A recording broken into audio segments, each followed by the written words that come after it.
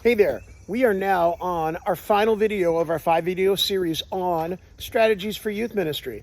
Now, if you have watched the 4 videos leading up to this one, we've spent almost an hour together breaking down youth ministry into the parts that are manageable, starting with our growth level and going on. I'm going to head over to our work table so we can do a little bit of review before we talk about our final ministry levels. So we have talked about the 4 levels, and I'm going to start at our growth level again. Growth level is where most ministries begin when we take responsibility for ministry. We're hired in and there are church kids there, or an existing youth group with kids attending. And so we use big group meetings, teaching up front, combined with small groups where kids can ask questions and voice their doubts in areas where they're questioning their faith. And we can work through those things to build a solid foundation of faith, which then brings them to ministry level. And this is when they begin to have the sense they want to start getting involved, doing some things. We start with service projects, tasks around the church and things like that. We begin to introduce the concept of interacting with people. And then we begin to introduce the concept of ministering to people, listening, counseling a little bit. And then eventually we get to sharing our faith. So these are all skills. And the teaching for this group is very different than the teaching from this group. So ministry level, I usually had something called a ministry team. It was a completely separate meeting from my youth group and my Sunday school. And it was to equip kids so that they could then create a place that's welcoming for outreach.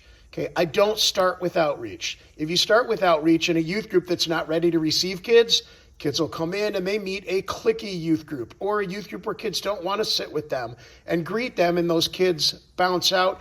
And once you've lost a kid, it's much harder to get them back.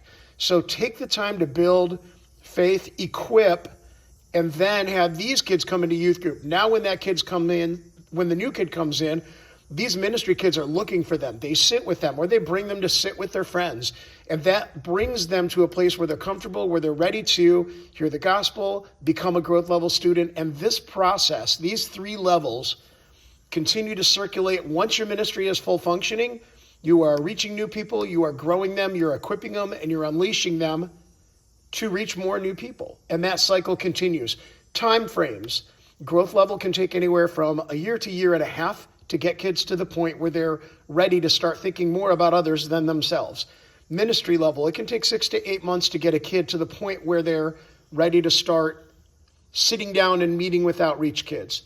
That's the basics of a functioning youth group. So now we're going to talk about our last level that we have left untouched down here. Okay, every kid should be able to go through this process, but not every kid is called to leadership. Still, once in a while in your youth group, you're going to run into kids, and this isn't kids who are playing in the worship band. These are kids who maybe want to pick the music for the worship band or lead the singing up front. They want to take areas of responsibility. They're feeling called to do more than ministry level. Again, this is not every kid. But these kids, and these are like, they kind of pop like popcorn in your ministry.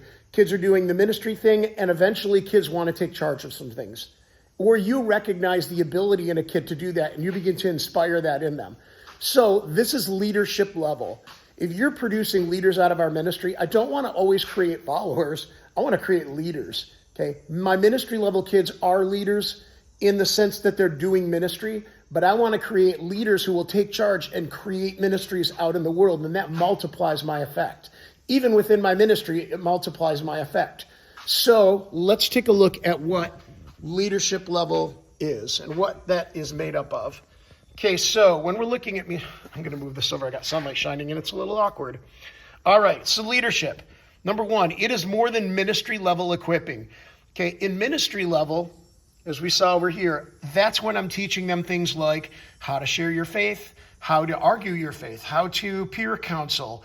I'm doing things like personality inventories, and I'm helping them discover their gifts and unleash the gifts in our ministry. Okay? Leadership level is more than that. It's taking charge and responsibility of areas of ministry, and not every kid is called to leadership. It's your job to recognize this in kids and to do that. Okay? And in our ministry, then, we begin to find kids and we begin to give them responsibility over small areas of ministry. Okay, I want to tap pause and talk about school internships. I discovered this many years ago. Schools have the opportunity for students, if they know the career they want to go into or they have an idea, they can do internships, and I believe it's their senior year. You're going to want to look into this, because what it allowed me to do is to have kids who wanted to go into ministry in one form or another spend time with me during their school day and shadow me. And I could train them during the school day, during my work day, when I'm already in the office anyway. So I'm equipping these kids, and I'm not creating an extra meeting. I'm using time that they're available from school. Often the programs that my kids were in, they could come to my office sometimes 2 or 3 days a week for 1, 2, or 3 hours at a time. So I could do semester-long internships with kids, and these were a blast. This is me going to Toys R Us with a couple kids who are interns, and we're picking crazy toys to do crazy games with, or we're going and buying equipment we're shopping for a retreat or a camping trip we have up, and they're seeing firsthand what a youth pastor does.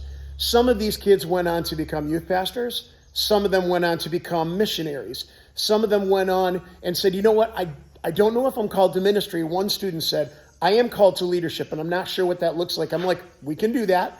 Okay. There are some curriculum requirements in a school, and you'll want to talk about this.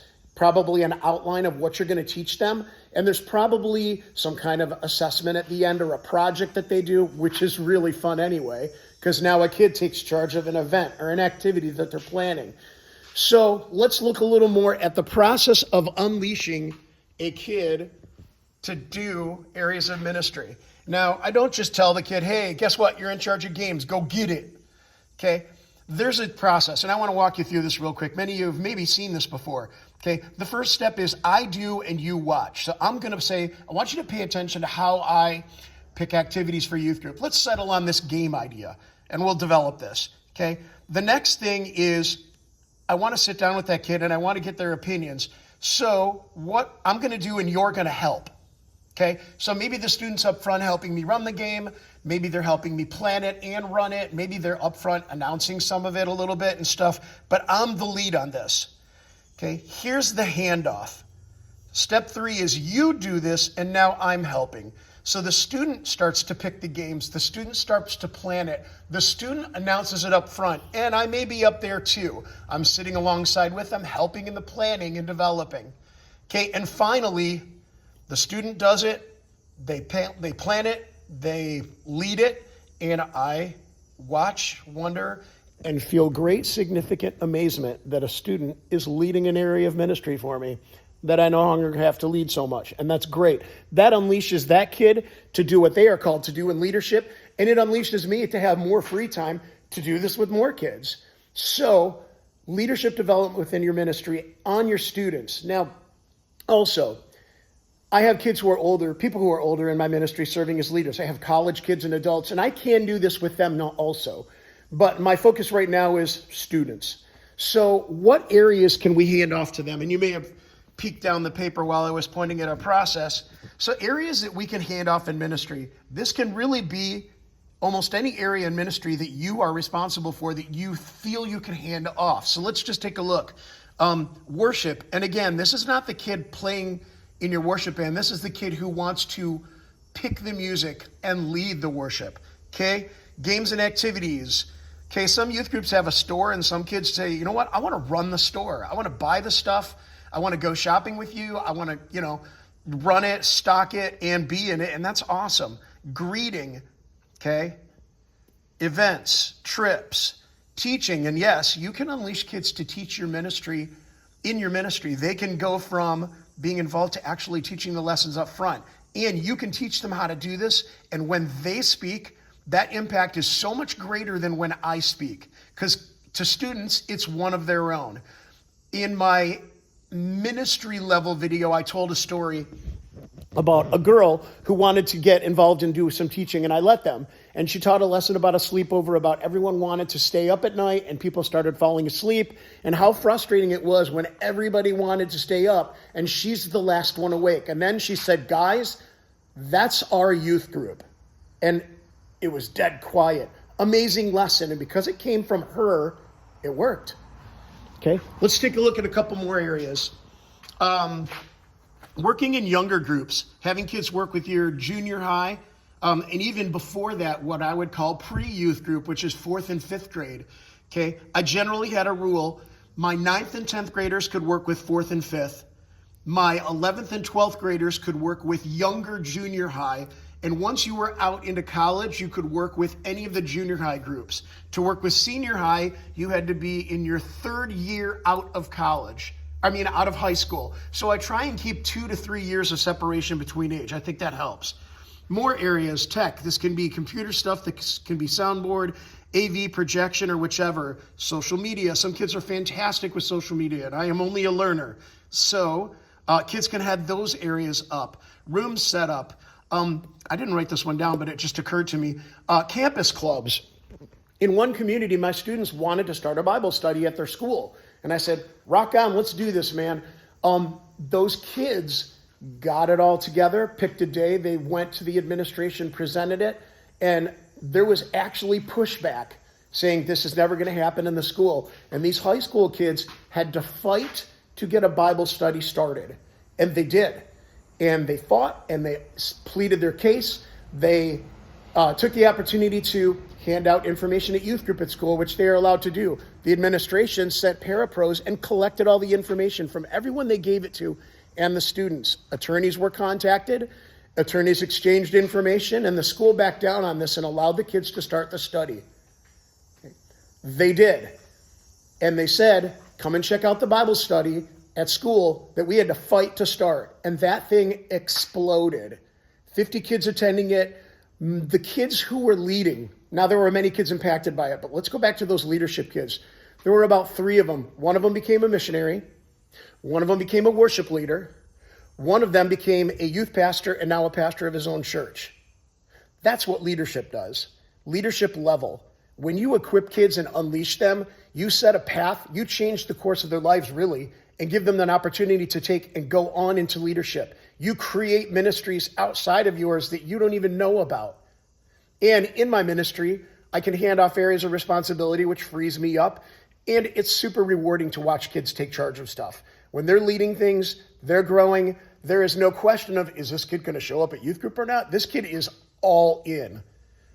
Ministry level is like that too. Get kids involved in doing something and they're all in.